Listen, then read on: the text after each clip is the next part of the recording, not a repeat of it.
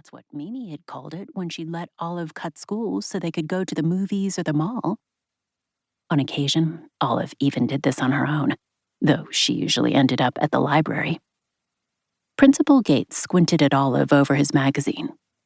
"You are Olive." When the principal couldn't remember her last name, Olive could feel herself shrinking. Not literally, of course, but in the, "oh, here we go again, I feel invisible" sort of way. Olive tamped down her discomfort. Invisibility had its benefits, she was quick to remind herself.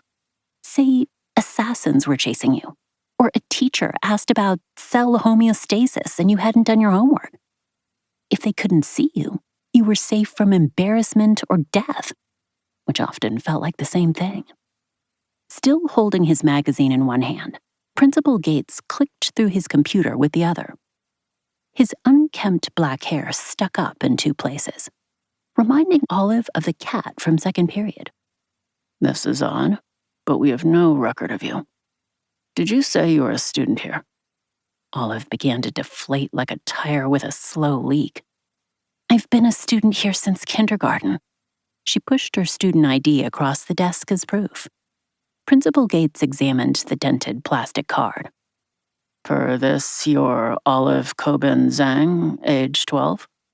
"She's not 12, she's 11, Dr. Cobin Zang said without looking up. She was now furiously tapping on her cell phone. Olive winced. "Actually, I am 12. Her mother stopped mid-text and studied Olive. "When did that happen?" "Same time as last year," Olive muttered. She eyed her mother's phone. Even though everyone at her school had a cell phone, she could never bring herself to ask her parents for one. Besides, who would she call? It wasn't as if there was ever an emergency anyway. Olive's life was so boring. "Well then," Dr. Cobin Zang straightened the lapels of her gray wool suit. "We shall have a belated birthday celebration when your father and I return."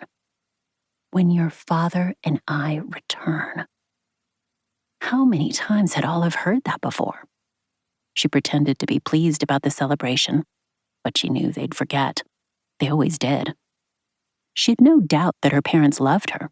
Still, they never hesitated to go on their endless business trips.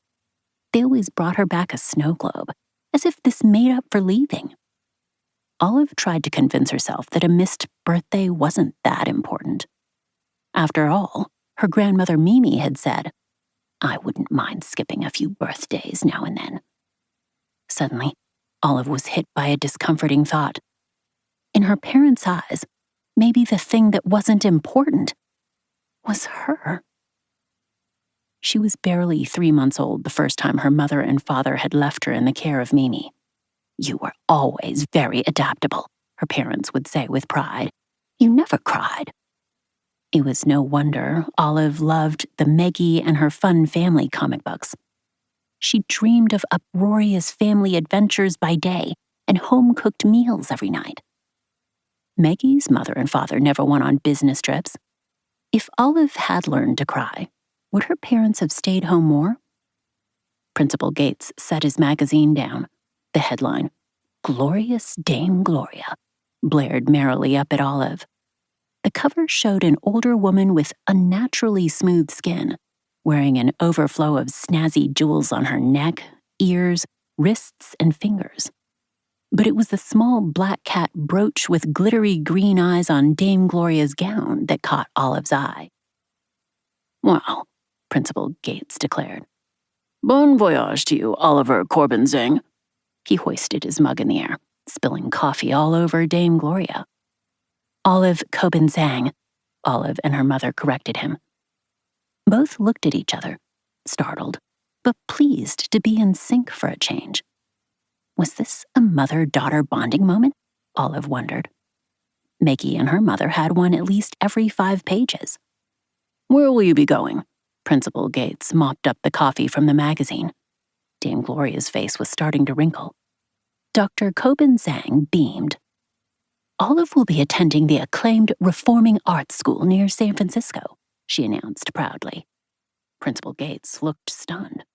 "The prison?" Olive tried to speak, but no